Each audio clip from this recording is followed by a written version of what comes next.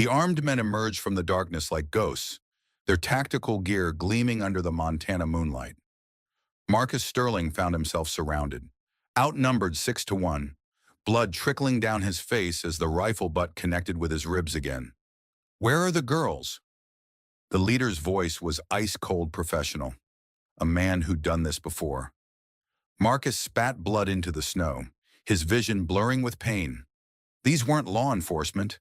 Their equipment was too expensive. Their movements too coordinated.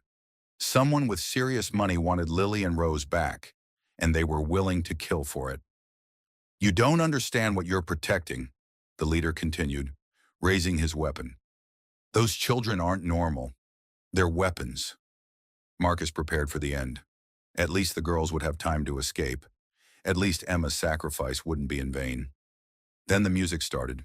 It came from everywhere and nowhere, a melody so beautiful it seemed to emanate from the snow itself. Two small figures emerged from the tree line, hand in hand, singing in perfect harmony that bypassed the brain and spoke directly to the soul. If stories of impossible hope and chosen family touch your heart, hit that like button and subscribe, because what happens next will change everything you think you know about the power of love, music, and miracles. Let's begin this incredible journey together. The snow had been falling for 3 days straight in Pine Ridge Valley, Montana, and Marcus Sterling was running out of reasons to get out of bed. The old farmhouse creaked with each gust of wind, its weathered bones protesting against another brutal winter. At 45, Marcus felt every one of those creaks in his own joints, reminders of the construction sites that had built his body and the grief that had broken it. He stood at the kitchen window, coffee growing cold in his hands, watching the white blanket swallow his property inch by inch. The workshop behind the house sat dark and unused, tools gathering dust since he'd lost the heart for building anything 4 years ago. 4 years since the phone call. 4 years since Emma and Caleb never made it home from the grocery store. Marcus turned away from the window, unable to look at the snow-covered swing set in the backyard any longer. Caleb would have been 12 now, old enough to help with the firewood, old enough to complain about chores, old enough to fill the suffocating silence that had become Marcus's constant companion. The coffee tasted like ash, but he drank it anyway. Routine was all he had left. Coffee, breakfast, pretend to work in the shop, dinner, sleep, repeat. The bottle of whiskey in the cabinet called to him earlier each day, but he'd made a promise to Emma's grave that he wouldn't become that kind of broken. A crash outside made him look up, probably a tree branch giving way under the weight of snow. He pulled on his boots and heavy coat, grateful for any excuse to move, to do something useful. The cold hit him like a physical blow as he stepped onto the porch, snow immediately finding its way inside his collar. That's when he saw them. Two small forms huddled against the side of his old horse barn, barely visible beneath what looked like an oversized coat. Marcus blinked hard, certain the isolation was finally making him see things. But no, they were real. Children. Two little girls, identical in size and shape, pressed together like frightened animals seeking warmth. His heart hammered as he approached, boots crunching through the snow that came up to his knees. They couldn't be more than 6 years old, their faces pale as the frost around them, lips tinged blue with cold. One was conscious, staring up at him with eyes the color of storm clouds. The other lay still, so still that panic clawed at his throat.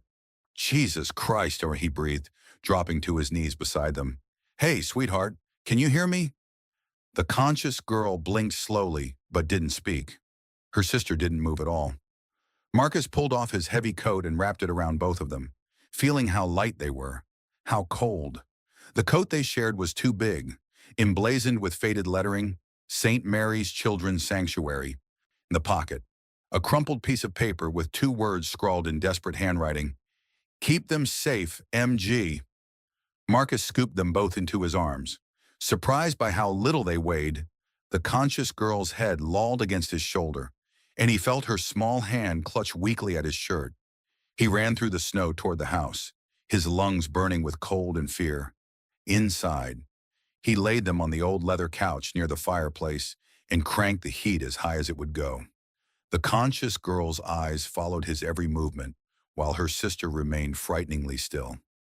Marcus knelt beside them, pressing his fingers to the unconscious girl's neck. A pulse, faint but steady. He exhaled a prayer he didn't know he still remembered. "I'm going to call someone," he told the conscious girl softly. "Someone who can help." He reached for his phone, then stopped. Who was he going to call? The sheriff would ask questions he couldn't answer. Child services would take them away, put them into a system that had already failed them once. These girls had found their way to his property in a blizzard, wearing nothing but a thin coat from some children's sanctuary. They'd been abandoned, or worse. Marcus made a decision that would change everything. He put the phone down and knelt beside the couch again. "You're safe now," he whispered. "I don't know who you are or where you came from, but you're safe." Dr. Sarah Chen had been hiding in Pine Ridge Valley for 6 months, and she was getting good at it. Good at avoiding eye contact at the grocery store. Good at deflecting questions about why a former pediatrician from Seattle was working part-time at the local clinic. Good at pretending that the empty house on Maple Street didn't echo with memories of David's laugh. Her husband had been gone 2 years now, killed in Afghanistan while serving as a field medic. The army had folded his flag with military precision and handed it to her with words about service and sacrifice.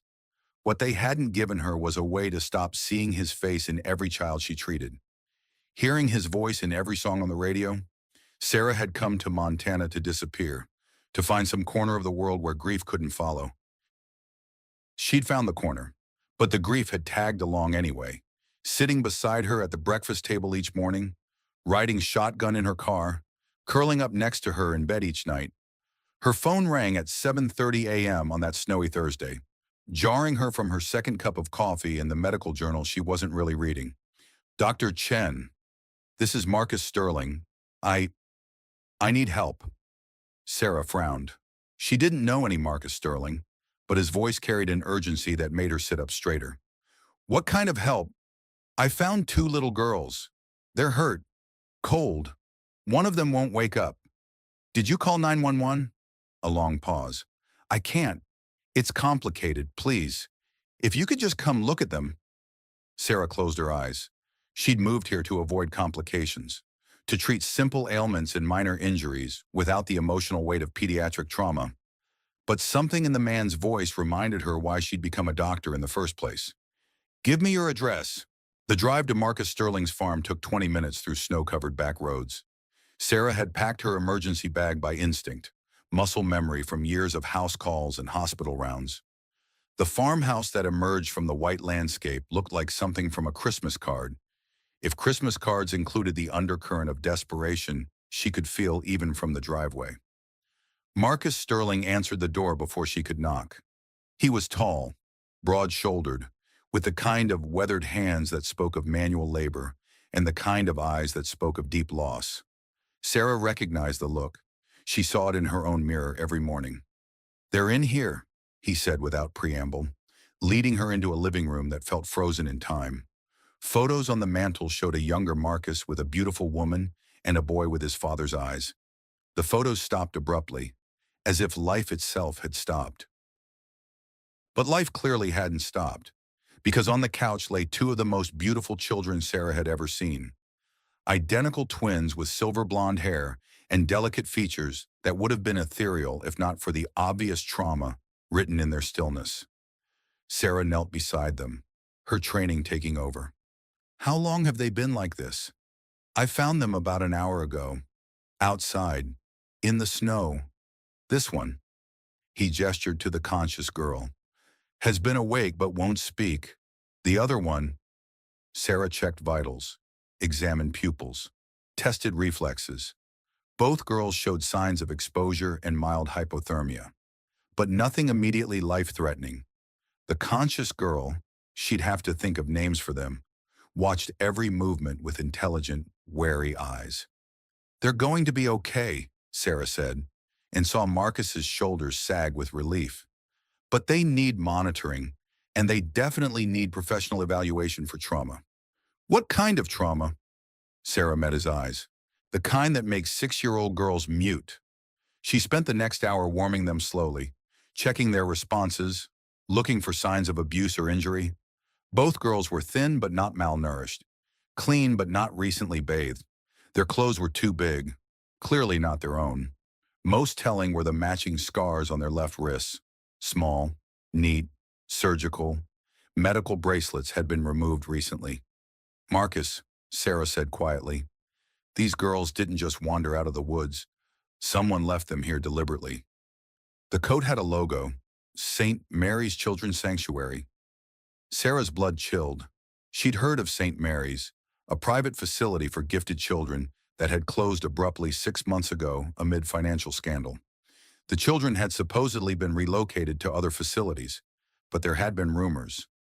We need to be very careful, she said.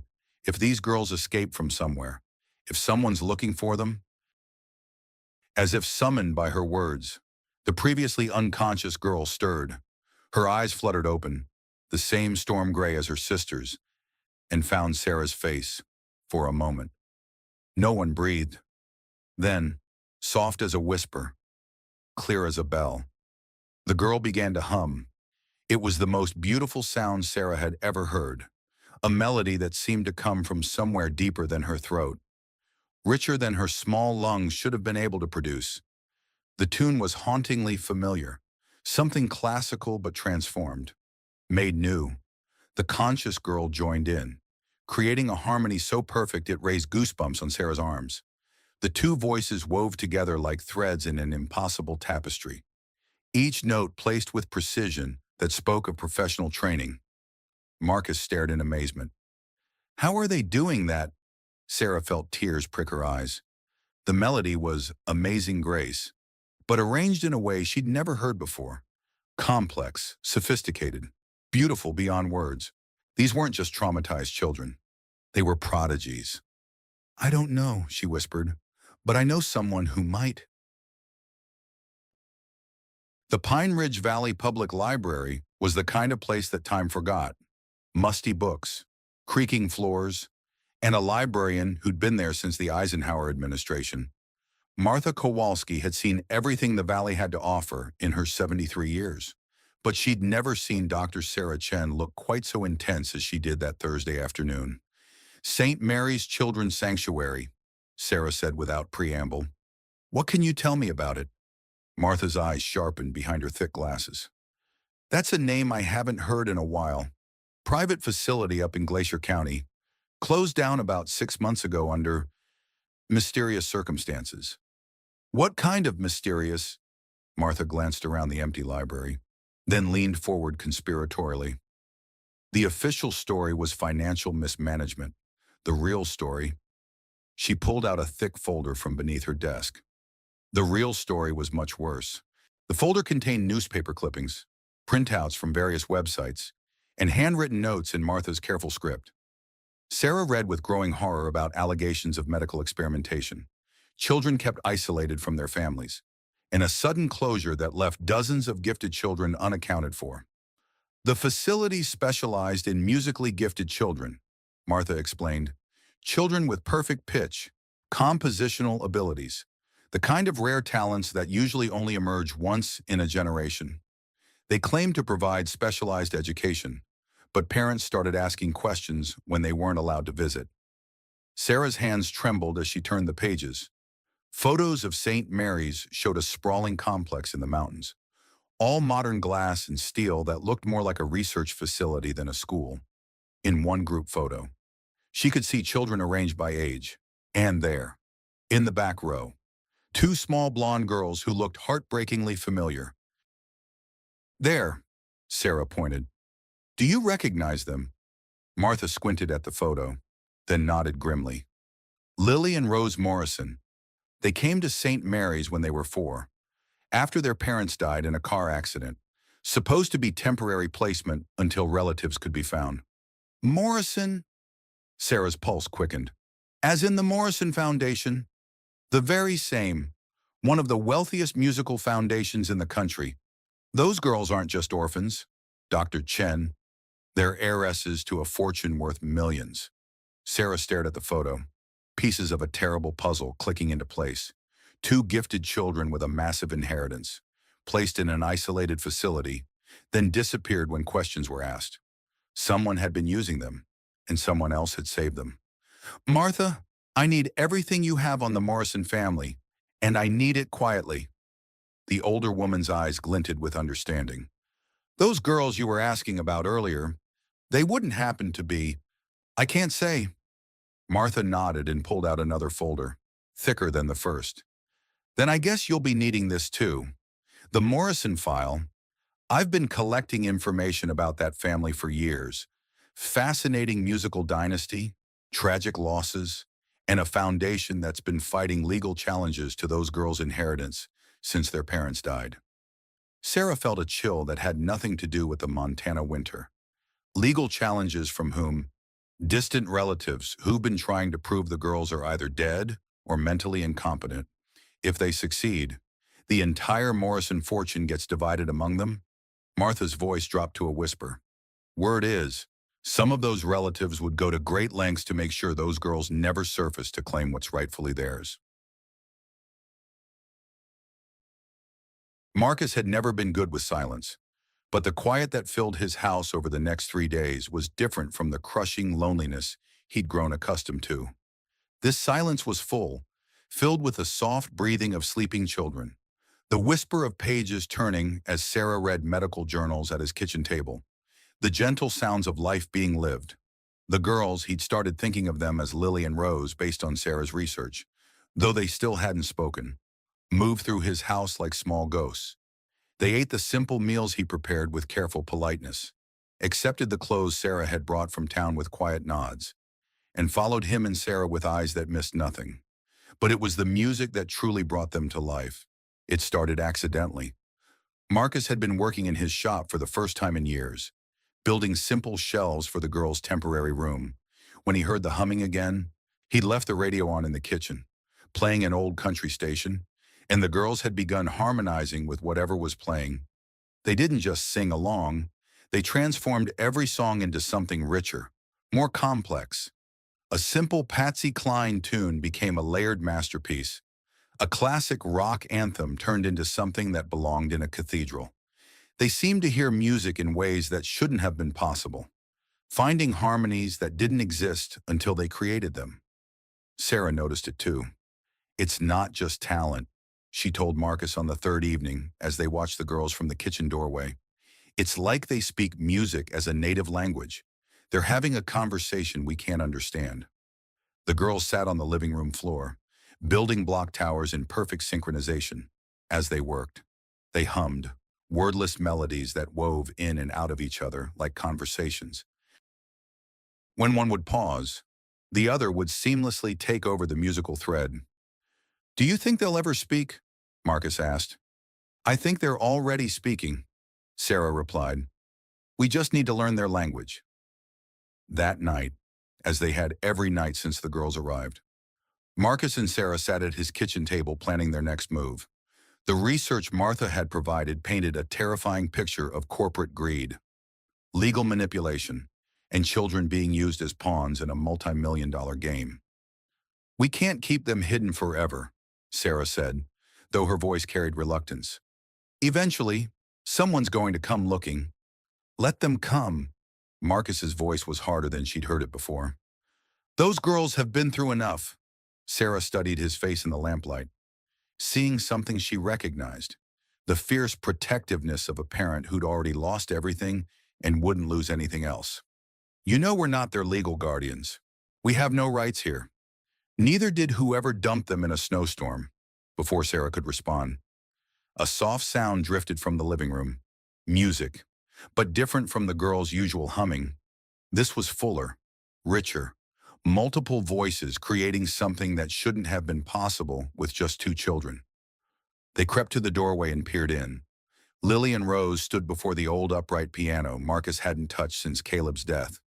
The piano bench was too high for them, so they stood on either side, their small hands moving across the keys with impossible precision.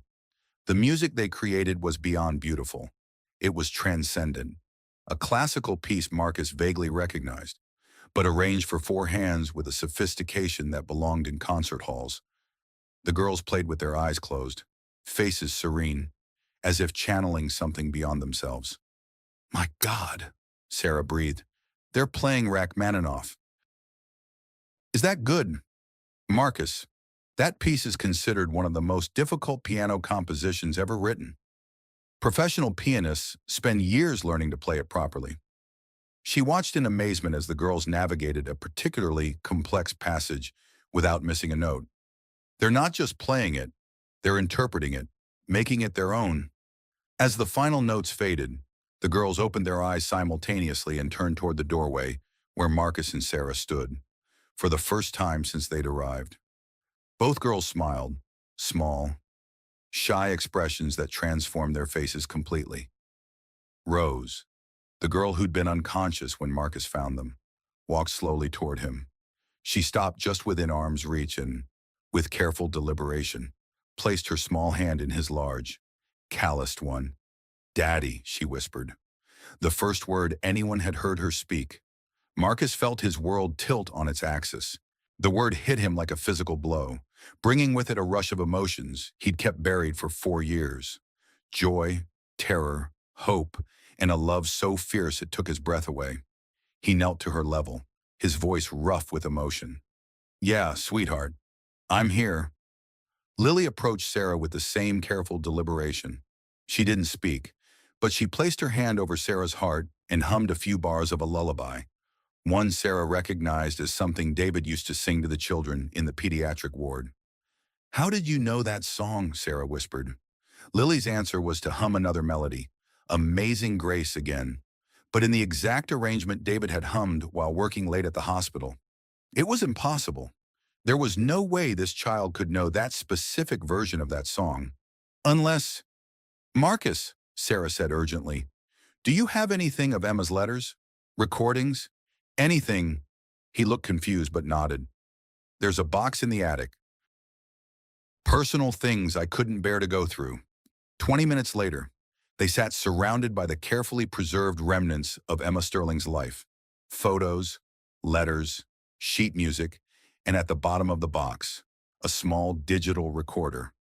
Sarah's hands shook as she pressed play. Emma's voice filled the room, warm, loving, singing a lullaby to young Caleb. But it wasn't just any lullaby. It was the same melody Lily had hummed, note for note. The girls' reaction was immediate and profound. They ran to the recorder, pressing their ears close to the speaker, tears streaming down their faces. Rose spoke again, her voice clear and strong. "Mama Emma saved us." The words hung in the air like a revelation. Marcus stared at the recorder, then at the girls, then at Sarah, trying to process what he'd just heard. "That's impossible," he whispered. "Emma died 4 years ago. These girls would have been too young to remember." "Not remember," Lily said softly, speaking for the first time. "She came to us. In the dark place, she sang to us when we were scared." Sarah felt the pieces of an impossible puzzle beginning to align. "The dark place, St. Mary's," Rose said, her voice growing stronger. "The man said we had to stay until we forgot our real names. But Mama Emma told us to remember. She said someone would come for us." Marcus felt tears he hadn't shed in years burning his eyes. Emma, his Emma, who died in a car accident on a snowy night 4 years ago, who'd been driving back from a weekend trip she'd never fully explained, who'd had sheet music in her car that he'd never recognized. "Girls," he said carefully, "what did Mama Emma look like?"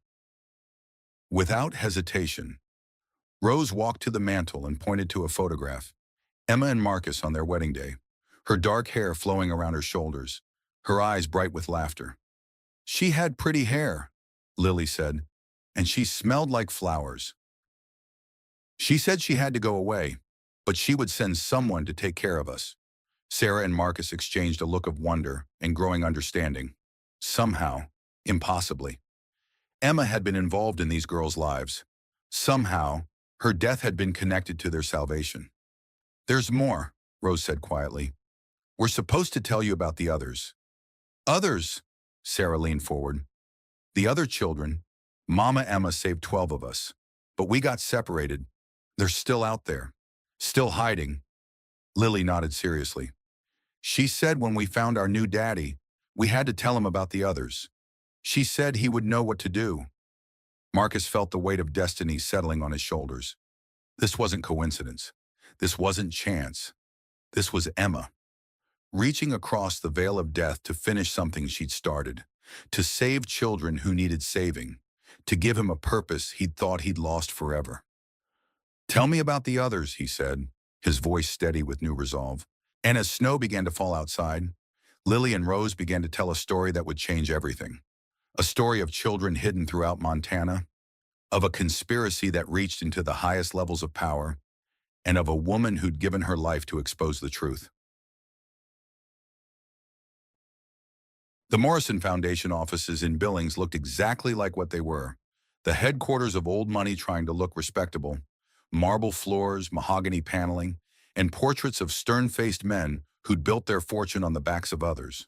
Sarah felt underdressed in her simple wool coat and hiking boots, but she'd learned long ago that confidence was more important than appearance.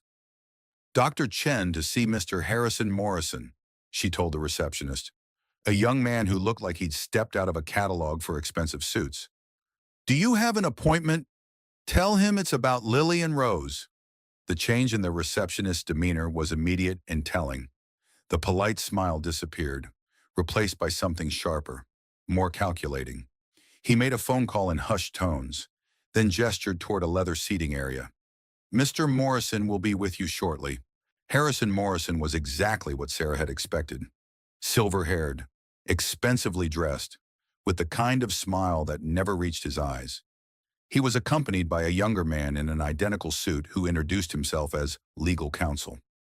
"Dr. Chen," Harrison said smoothly, settling into the chair across from her. "I understand you have information about my deceased brother's children. I understand you've been trying to have them declared dead." The smile faltered slightly. "That's a rather blunt way to put it. We've been trying to settle the estate of 2 children who disappeared from protective care 6 months ago. Their trust fund requires resolution." "Convenient timing," Sarah observed. "The trust fund matures when they turn 18. That's 12 years of interest you'd be gaining access to." The lawyer leaned forward. "Dr. Chen, I'm not sure what your interest is in this matter, but the Morrison family's financial affairs are private." "Child welfare isn't private, and neither is attempted murder." The words hung in the air like an accusation. Harrison's face went pale, then flushed with anger. "That's a very serious allegation. Dr. Chen, I hope you have proof to back up such claims." Sarah opened her briefcase and pulled out a thick folder. "I have medical records showing repeated attempts to sedate and transport the girls against their will. I have financial records showing large payments from this foundation to St. Mary's Children's Sanctuary. And I have testimony from the girls themselves about what happened there." The lawyer's hand moved toward his phone, but Harrison stopped him with a gesture. "What exactly do you want?" "Dr. Chen, I want you to drop any legal challenges to the girls' inheritance. I want you to publicly acknowledge their survival and return to family care. And I want you to explain why a family foundation would pay hundreds of thousands of dollars to keep 2 little girls in prison." Harrison stood abruptly, his composure cracking. "You have no idea what you're dealing with. Those girls aren't just heirs to a fortune. They're dangerous. Their abilities, they're not natural. The things they can do with music, the way they affect people." "You mean the way they create beauty, the way they bring joy to everyone who hears them." "I mean the way they can manipulate emotions, influence behavior, make people believe things that aren't true." His voice rose with each word. "Do you know what it's like to hear a 6-year-old sing a song that makes grown men weep, to watch them play piano pieces that can induce hallucinations? They're not children. Dr. Chen, there's something else." Sarah stared at him, finally understanding the depth of his fear. "You're afraid of them. I'm afraid of what they represent. Music has power, real power, in the wrong hands, with the wrong training. Children like that could influence elections, start wars, control populations." St. Mary's was researching their abilities, learning how to harness them safely, by keeping them prisoner, by experimenting on them. The lawyer finally spoke up. "Dr. Chen, this conversation is over. If you have evidence of wrongdoing, present it to the proper authorities. If not, I suggest you stop making unfounded accusations. Sarah stood, gathering her papers. The proper authorities are exactly who I'm talking to next.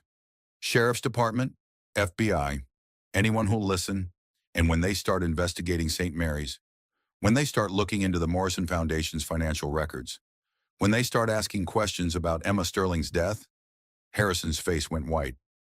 Emma Sterling was an accident. Emma Sterling was a hero, and her husband is going to make sure the whole world knows it.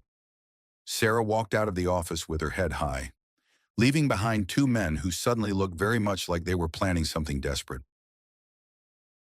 The attack came at 3 a.m. on a Tuesday, swift and silent as a mountain storm.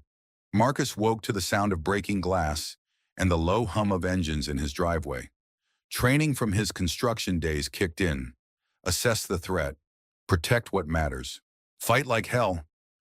Sarah, he called softly, but she was already moving, herding the girls toward the safe room he'd built in the basement after Emma's death.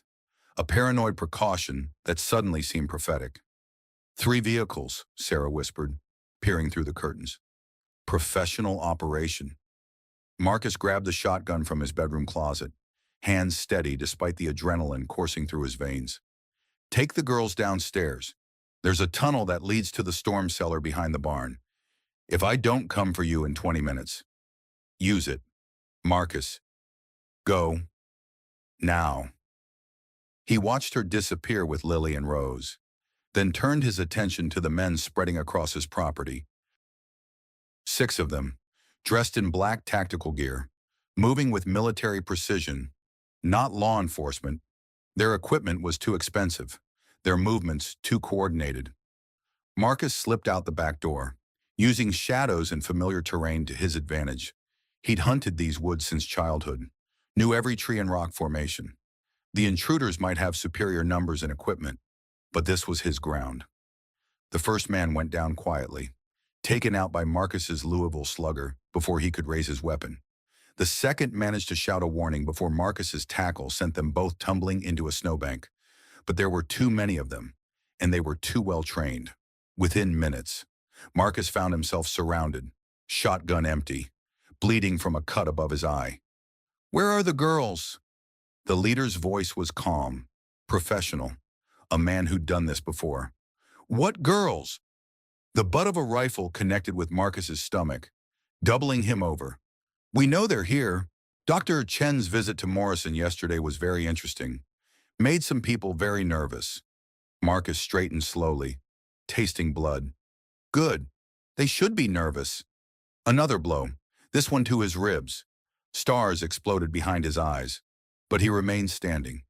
These men wanted the girls, and as long as he was conscious, as long as he was breathing, they wouldn't get them. "You don't understand what you're protecting," the leader continued. "Those children aren't normal. They're weapons, in the wrong hands. They could—" "In the right hands," Marcus interrupted. "They're just little girls who deserve to be loved." The leader raised his weapon, and Marcus prepared for the end. At least Sarah and the girls would have time to escape. At least Emma's sacrifice wouldn't be in vain. Then the music started. It came from everywhere and nowhere. A melody so beautiful it seemed to emanate from the snow itself. The attacking men stopped mid-motion, weapons lowering as their faces filled with wonder. Marcus felt it too, a peace so profound it seemed to wash away years of pain and anger. Lily and Rose emerged from the tree line, hand in hand, singing in perfect harmony. They walked directly toward the armed men without fear, their voices weaving a spell of sound that seemed to bypass the brain and speak directly to the soul. The leader's weapon fell from nerveless fingers. Tears streamed down his face as he sank to his knees in the snow. His men followed suit, one by one, overwhelmed by music that reached into the darkest corners of their hearts and filled them with light. "Stop," the leader whispered. "Please, stop." But the girls didn't stop. Their song grew stronger, more complex, harmonies layering upon harmonies until the very air seemed to vibrate with sound. Marcus watched in amazement as these men, trained killers who'd come to kidnap children, wept openly, their faces transformed by something approaching transcendence. When the music finally faded, the silence that followed was profound. The leader looked up at Lily and Rose with something approaching worship. "What are you?" he breathed. Rose stepped forward, her young face serious. "We're just little girls, but our music remembers all the people who loved us. And all the people who need love," Lily added softly. The leader struggled to his feet, swaying slightly. "I... We were told you were dangerous." "Music isn't dangerous," Rose said. "Fear is dangerous. Anger is dangerous. Music is just true." One by one, the attackers began removing their weapons, setting them down in the snow with reverent care. The leader pulled out a cell phone and made a brief call. "Mission aborted," he said simply. "Target is not what we expected." Marcus watched in stunned silence as the men retreated to their vehicles and drove away, leaving behind only footprints in the snow and the lingering echo of the most beautiful music he'd ever heard. Sarah emerged from the trees, her own face wet with tears. "How did they do that?" "I don't know," Marcus admitted, "but I think we're starting to understand why some people are afraid of them." Lily took his hand, her small fingers warm despite the cold. "Mama Emma said our music could change hearts. She said that's why the bad people wanted to stop us. But we're not supposed to stop," Rose added. "We're supposed to help people remember what love feels like." Marcus knelt in the snow between them, this man who'd lost everything and found it again in the most impossible way. "Then that's what we'll do.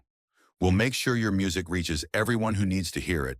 Above them, the Montana sky began to lighten with dawn, and somewhere in the distance, other children were waiting to be found.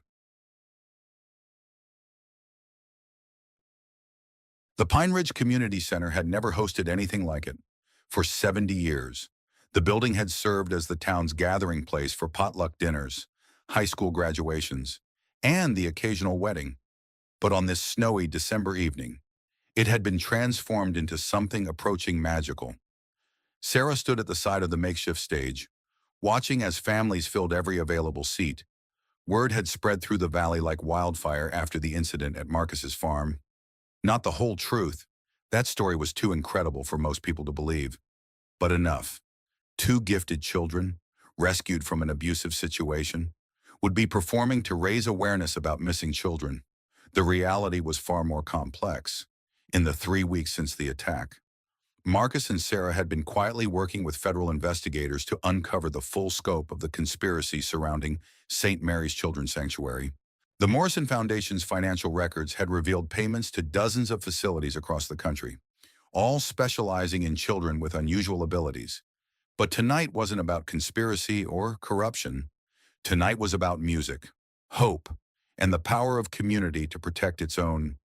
Places, everyone, called Janet Morrison. No relation to the other Morrisons, who taught elementary school and had volunteered to coordinate the evening. The irony of her name wasn't lost on anyone, but she'd thrown herself into the project with the fierce dedication of someone who'd spent her life protecting children. Marcus stood near the back of the center, nervous energy radiating from every inch of his tall frame. He wore his only suit, the one he'd bought for Emma's funeral and never thought he'd need again. Tonight felt like a resurrection of sorts, a return to life after 4 years of merely surviving. The girls appeared beside him like small angels in matching white dresses Sarah had found at a shop in Billings. Lily carried a small bouquet of winter flowers, while Rose clutched a folded piece of paper, their song list, though Marcus suspected they wouldn't need it. "You ready for this?" he asked them. They nodded in unison, their faces serene with the kind of confidence that only came from absolute certainty in one's purpose. "Remember," Lily said softly, "we're not performing for them. We're singing with them." Sarah joined them, looking elegant in a simple black dress that Marcus couldn't help but notice brought out the gold flecks in her brown eyes. Over the past month, their partnership in protecting the girls had evolved into something deeper, more complex. They hadn't defined it yet, hadn't put words to the way they moved around each other like dancers who'd been practicing together for years. "The whole town's here," she told Marcus quietly. "And some people from outside town. The story spreading, Marcus nodded, feeling the weight of responsibility and possibility in equal measure. Tonight wasn't just about entertaining their neighbors. It was about announcing to the world that Lily and Rose Morrison were alive, protected, and ready to reclaim their heritage. The lights dimmed, and Janet Morrison took the stage with a microphone that squealed briefly before settling into compliance. Ladies and gentlemen, we're here tonight for something special. Over the past month, our community has been blessed with the arrival of two very special young ladies. Lily and Rose have been through more than any children should have to endure, but they've found safety and love here in Pine Ridge Valley. Applause rippled through the audience, warm and welcoming. Marcus spotted familiar faces throughout the crowd. The mechanic who'd fixed his truck without being asked. The librarian who'd helped Sarah with her research. The sheriff who'd quietly made sure Marcus's property was under extra protection. Tonight, they'd like to share their gift with all of us. But more than that, they'd like to help us remember something important, that every child deserves a safe place to call home. The girls walked onto the stage hand in hand, their steps measured and graceful. They positioned themselves at the center. No microphones, no instruments, just two children and their voices. For a moment, silence filled the community center. Then Rose began to sing. Her voice rose pure and clear, a melody that seemed to lift directly from the heart of human longing. It was Amazing Grace, but not any version anyone had ever heard before. This was the song as it might have been sung by angels, each note placed with precision that spoke of divine inspiration. Lily joined in, her voice weaving around her sisters in harmonies that shouldn't have been possible with only two singers. But there they were, thirds, fifths, complex intervals that created the illusion of a full choir. The effect on the audience was immediate and profound. Marcus watched as faces throughout the crowd began to transform. The tired grocery store clerk who worked double shifts to support her elderly mother found herself smiling through tears. The gruff rancher, who hadn't spoken to his son in 5 years, pulled out his phone with shaking hands. But it was more than emotional manipulation. Marcus could feel it himself, a presence in the music that went beyond mere sound. It was as if the girls were channeling something eternal, something that connected every person in that room to their deepest, truest selves. As the final notes of Amazing Grace faded, the silence that followed was sacred. Then slowly, applause began to build, not the enthusiastic clapping of entertainment, but the reverent appreciation of witnessing something holy. The girls weren't finished. Without pause, they began their second song, a lullaby that started soft and sweet before evolving into something more complex. Marcus recognized it as the melody Emma had hummed to Caleb, but transformed, expanded, turned into a universal expression of parental love. During the third song, an original composition that seemed to be about finding home after being lost, something remarkable happened. Members of the audience began to hum along, their voices joining the harmony in ways that shouldn't have been possible. The music was teaching them, guiding them, showing them parts they'd never heard before, but somehow knew. By the time the girls reached their final song, the entire community center had become a choir. Every voice in the room had found its place in the harmony, creating a sound that was bigger than the sum of its parts.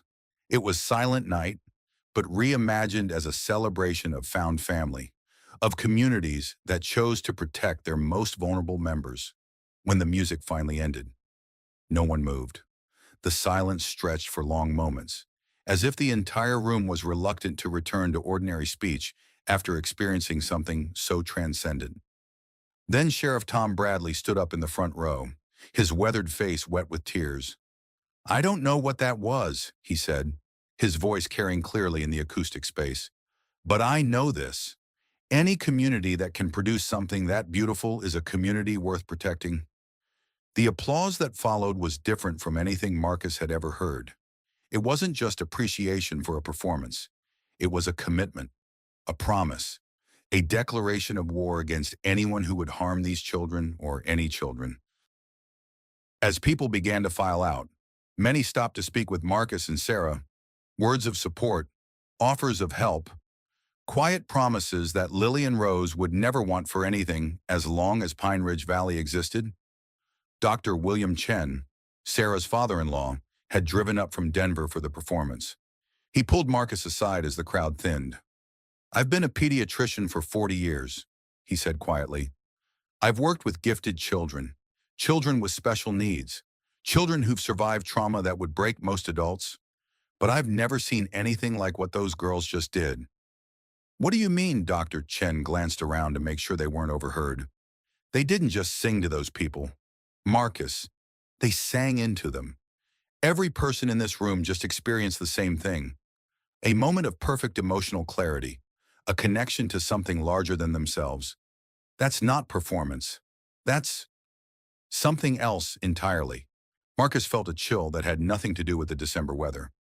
"Are you saying they're dangerous?" "I'm saying they're powerful, and power like that, it's going to attract attention. Not all of it good." As if summoned by his words, Sarah appeared at Marcus's elbow, her face tense with concern. In her hand was her cell phone, the screen displaying a news website. "We have a problem," she said quietly.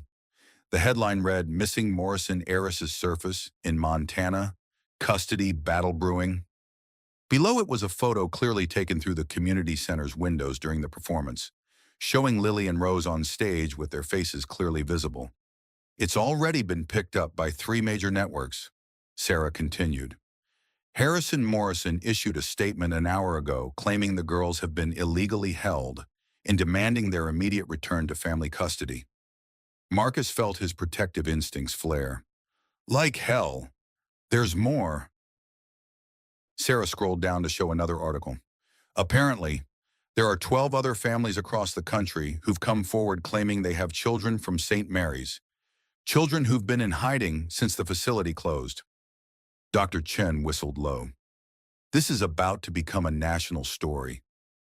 Marcus looked across the emptying community center to where Lily and Rose sat on the edge of the stage, still in their white dresses, sharing a bag of cookies someone had brought them. They looked so small, so innocent, so utterly unaware that their world was about to be turned upside down again. "Then we better make sure it's told right," Marcus said grimly. Outside, snow began to fall again, and in the distance, the lights of television news vans were already visible on the highway, racing toward Pine Ridge Valley like wolves drawn to the scent of blood. The media circus arrived with the efficiency of a military invasion. By dawn, Pine Ridge Valley's main street looked like a disaster zone. Satellite trucks, news vans, and rental cars with out-of-state plates lined both sides of the road. Reporters clutched coffee cups and microphones, their breath visible in the cold air as they waited for someone, anyone, to give them a story worth broadcasting. Marcus stood at his kitchen window, watching the chaos through a pair of binoculars. 15 trucks that I can see, and those are just the ones on the main road." Sarah sat at the table with her laptop, monitoring news coverage while the girls ate breakfast with the focused concentration of children who'd learned not to waste food. "It's getting worse. CNN, Fox, MSNBC, they're all running with variations of the same story. Mysterious children with miraculous voices seems to be the theme. What are they saying about us? Nothing good. You're being portrayed as either a hero or a kidnapper. Depending on which network you watch, I'm apparently either a doctor who rescued traumatized children or a woman who's been brainwashed by a cult." Marcus laughed bitterly. "A cult, apparently. Our community concert last night has been interpreted by some as evidence of mind control. The fact that everyone in the audience was visibly moved by the girls singing is being used as proof that they have some kind of supernatural influence over people." Lily looked up from her cereal bowl. "Are we in trouble?" "No, sweetheart," Marcus said quickly. "Some people are just confused about what happened last night." "They didn't understand the music," Rose added matter-of-factly. "Some people are afraid of things they don't understand." Sarah's phone buzzed with an incoming call from a number she didn't recognize. She almost ignored it, then noticed it was a local area code. "Dr. Chen, this is Sheriff Bradley. We've got a situation developing downtown. The news crews are getting aggressive, and there's a group of people claiming to be Morrison family representatives demanding to search properties for the girls. I think you and Marcus need to get down here. On our way. Marcus grabbed his coat, then stopped. The girls cannot come with us, Sarah finished, and cannot stay here alone. As if reading their minds, a familiar voice called from the front porch. Hello, anyone home? Dr. William Chen stood at the door, stamping snow from his boots. Behind him was a woman Marcus didn't recognize, elderly, silver-haired, with the kind of presence that commanded respect. Dad, what are you doing here? Figured you might need backup. This is Judge Elizabeth Morrison, retired federal judge. No relation to the other Morrisons despite the name. She's been following this case since the St. Mary's closure. Judge Morrison stepped forward, her keen eyes taking in the domestic scene. Breakfast dishes on the table, children's artwork on the refrigerator, the unmistakable signs of a home where love lived. Mr. Sterling, Dr. Chen, I'm here to offer my services as a child advocate. I've been investigating the Morrison Foundation and St. Mary's Children's Sanctuary for months. What's happening to these children is part of a pattern that goes back decades. What kind of pattern? Marcus asked. Gifted children disappearing into private facilities? Families being told their children died or were transferred to other institutions? Massive inheritance fraud. St. Mary's was just the tip of the iceberg. Lily and Rose had stopped eating, their attention focused entirely on Judge Morrison. After a moment, Rose spoke. Are you here to take us away? Judge Morrison knelt to their level, her stern expression softening. I'm here to make sure no one takes you anywhere you don't want to go. But I need to ask you some questions, and I need you to be very brave and very honest. Can you do that? Both girls nodded. Good.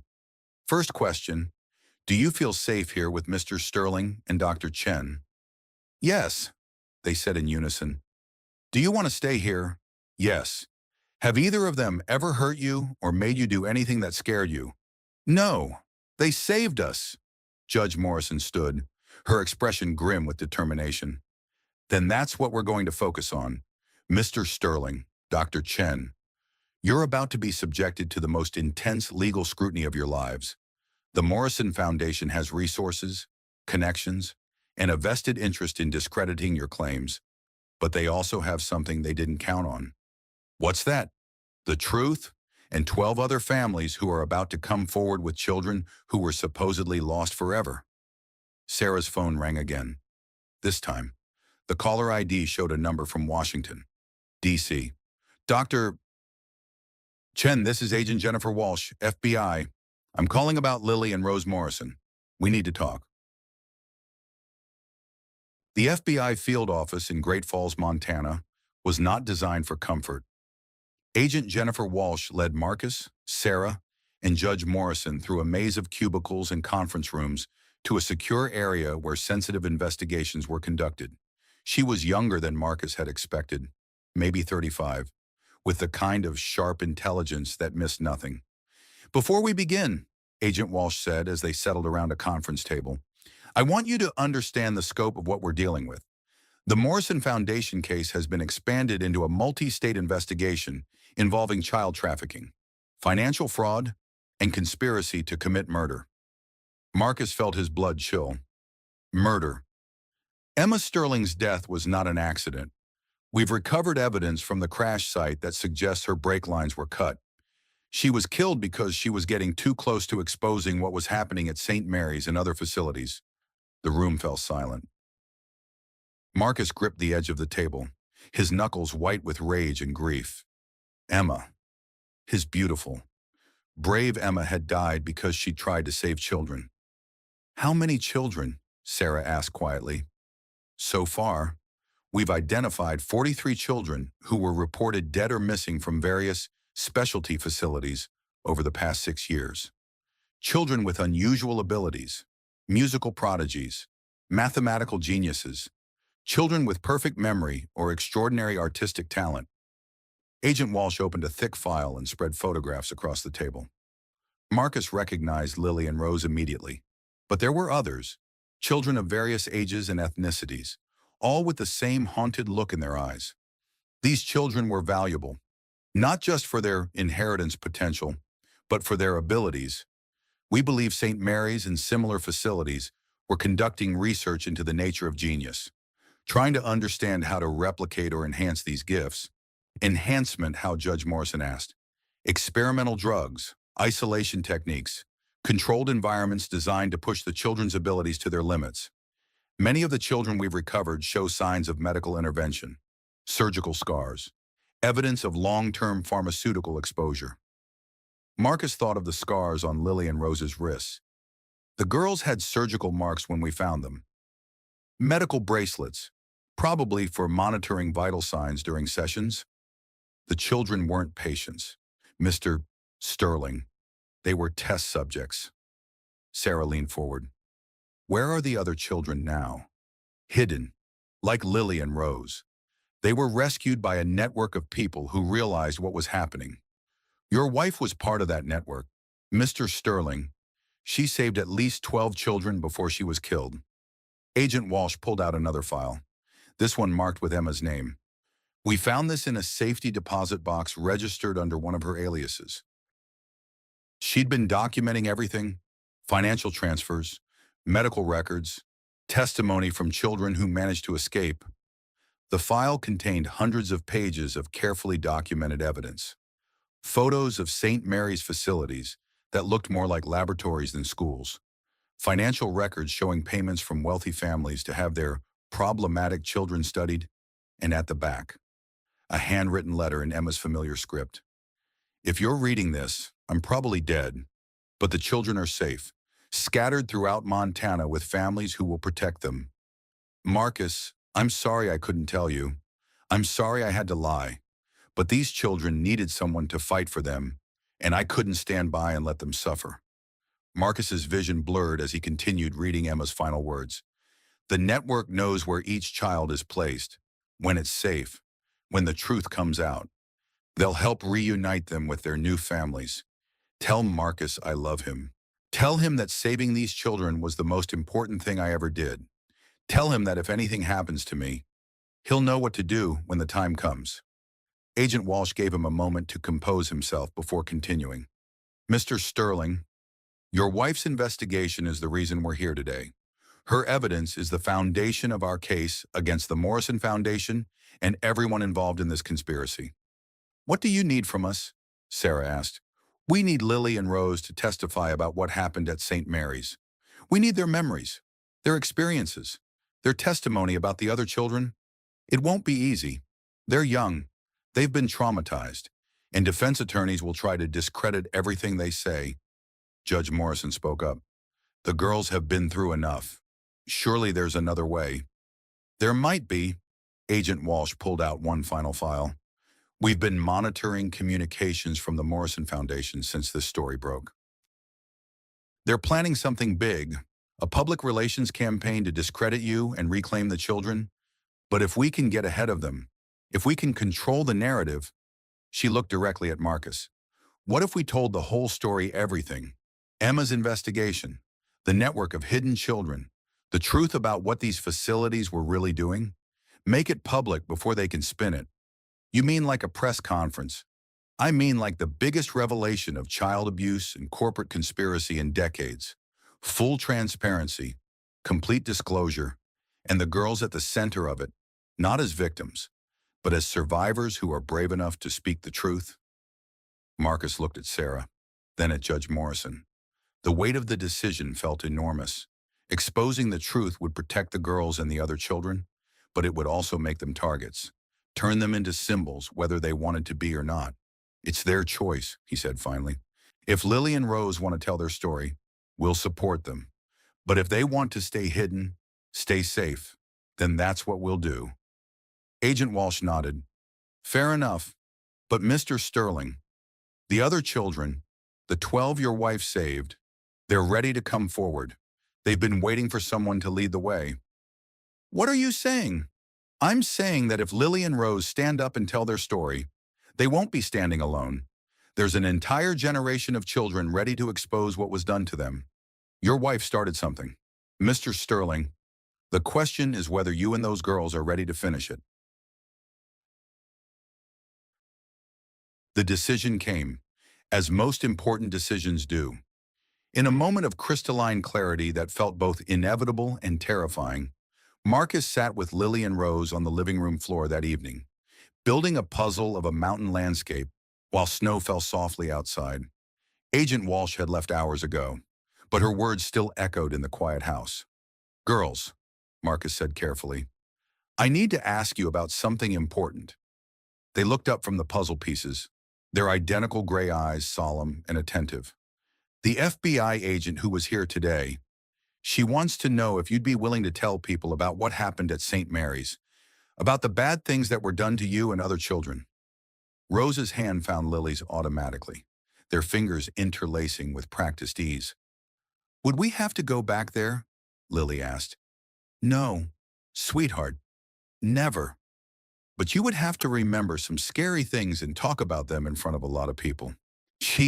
Would it help the other children?" Rose asked. "The ones Mama Emma saved." Marcus felt his heart clench at the casual way she referred to Emma, as if his wife had simply stepped out of the room rather than been dead for 4 years. "Yes, it would help them a lot." The girls exchanged one of their wordless communications, a look that conveyed volumes. Finally, Lily spoke. "We want to help, but we're scared." "What scares you most?" "What if people don't believe us?" Rose said quietly. "What if they think we're lying?" Sarah, who had been listening from the kitchen doorway, came and knelt beside them. "Do you remember what happened at the concert last night?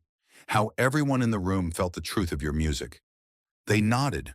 "When you tell your story, when you speak about what happened, people will feel that same truth, not because of any special power, but because truth has its own music. And you girls know that music better than anyone."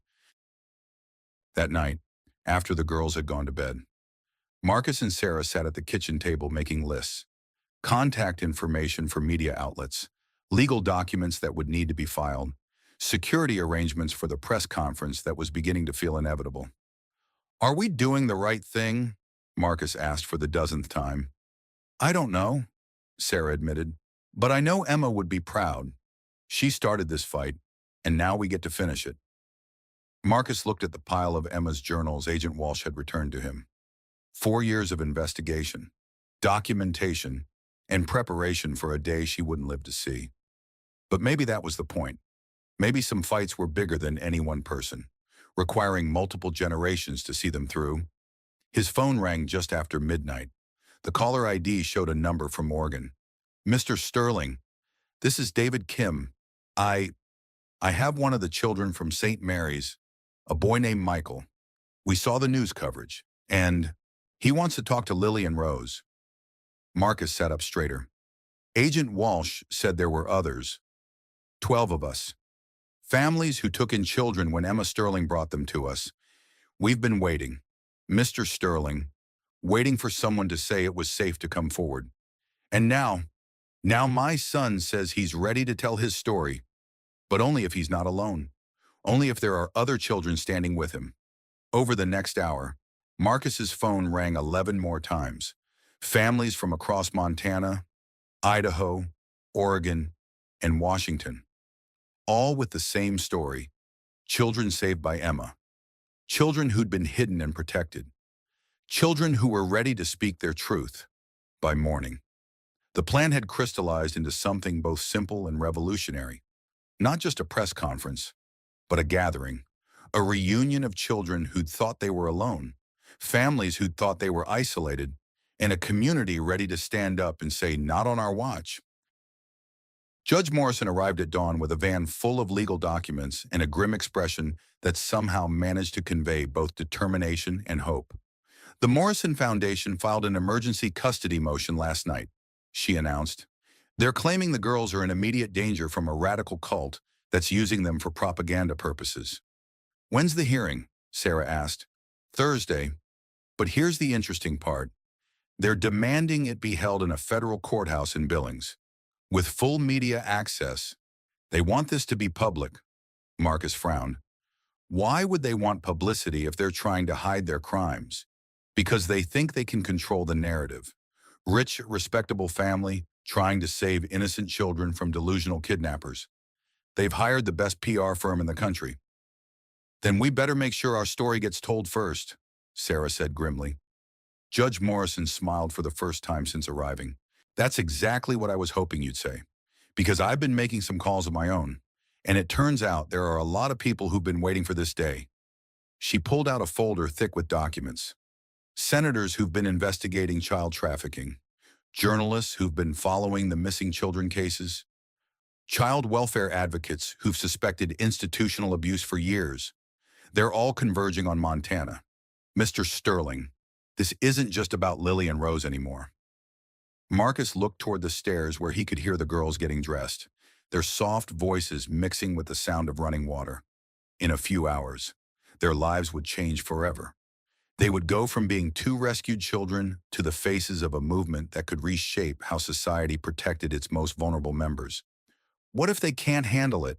He asked quietly. Then we'll be there to catch them. Sarah replied, all of us. That's what family does. Outside, the media circus was growing larger by the hour. But now, instead of feeling like a siege, it began to feel like an army gathering for a righteous war. And at the center of it all, two little girls who just wanted to sing their truth to a world that desperately needed to hear it.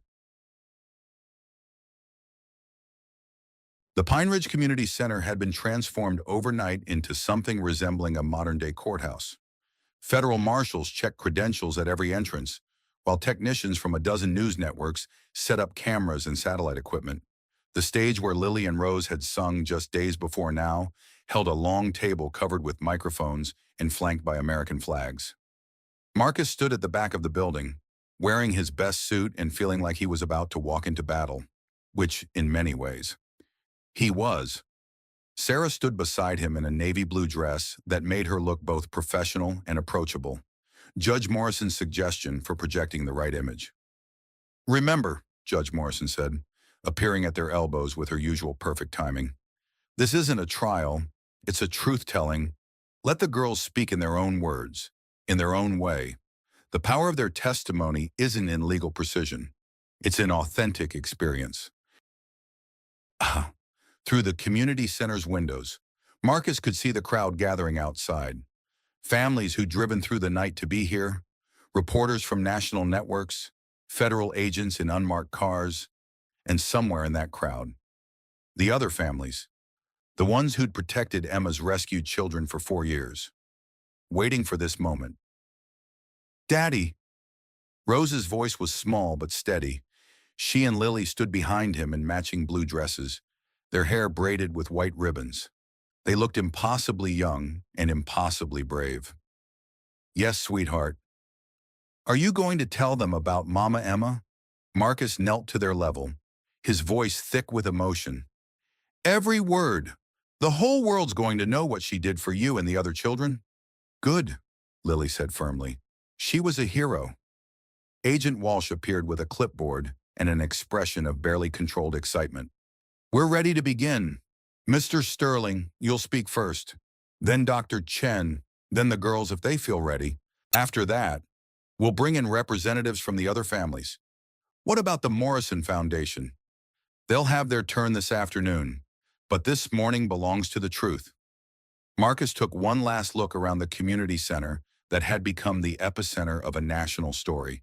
In a few minutes, he would walk onto that stage and tell the world about Emma's secret life, about 2 girls found freezing in the snow, about a conspiracy that reached into the highest levels of corporate power.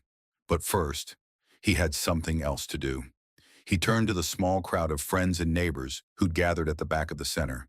Sheriff Bradley, Martha the librarian, Janet Morrison the schoolteacher, Dr. Chen Sr., and dozens of others who'd welcomed Lily and Rose into their community without question. I just want to say thank you, he began, his voice carrying clearly in the acoustic space. 4 months ago, I was a broken man living in an empty house, convinced that the best parts of my life were behind me.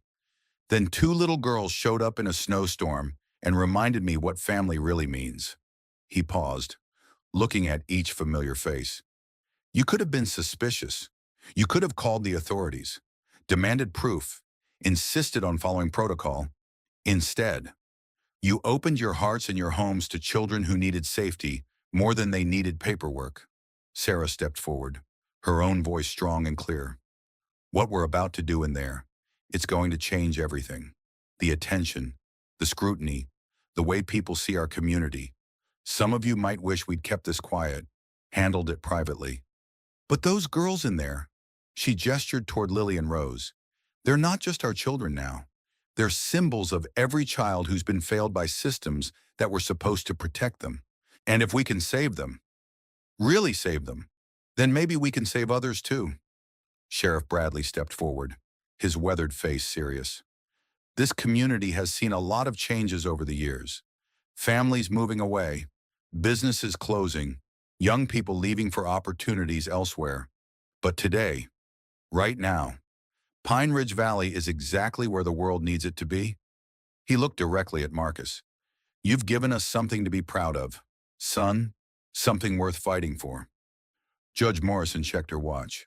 Time to go. Marcus took Lily's hand. Sarah took Rose's. And together they walked toward the stage where the truth was waiting to be told. The community center had filled to capacity, with overflow crowds watching on screens set up in the church across the street. As they took their seats at the long table, Marcus could see faces in the crowd that would stay with him forever. Parents clutching photos of missing children, survivors of institutional abuse, advocates who'd spent their careers fighting for the powerless. But it was the faces in the front row that mattered most. 12 families, each with a child between the ages of 8 and 16. Children who'd been hidden for 4 years, protected by people who understood that sometimes love meant breaking rules. Agent Walsh stepped to the podium, her voice carrying clearly through the packed space. Ladies and gentlemen, thank you for being here today. What you're about to hear is the story of a conspiracy that spans multiple states and dozens of institutions. It's the story of children who were stolen from their families, of abilities that were exploited for profit, of a woman who gave her life to expose the truth. She paused, letting the weight of her words settle over the crowd. But more than that, it's the story of what happens when ordinary people decide to do extraordinary things, when communities choose to protect rather than ignore, when love becomes stronger than law. Marcus stood and walked to the podium, feeling the weight of every eye in the room. For a moment, the magnitude of the moment threatened to overwhelm him. Then he saw Lily and Rose, sitting straight and proud at the table, and found his voice. My name is Marcus Sterling, he began. 4 months ago, I found 2 little girls freezing to death in a snowstorm. I thought I was saving them. He looked directly into the nearest camera, knowing his words were being broadcast live across the country. I was wrong. They saved me. And today, they're going to save a lot of other children too. The truth-telling had begun.